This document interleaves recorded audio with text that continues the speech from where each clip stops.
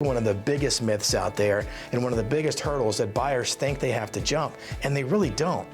It's the down payment.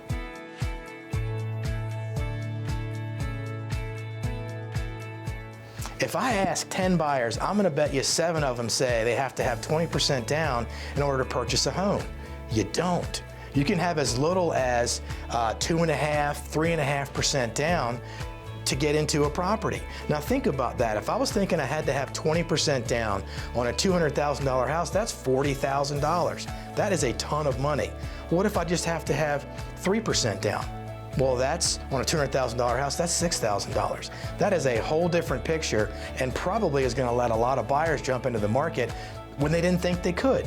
So it's really important, like I said before, to talk to your mortgage lender and see what kind of mortgage works for you, because maybe there's a specific mortgage that's 3.5% down that is has a rate that matches what you want, and that makes your monthly payment that much lower. You might find you need a lot less money down.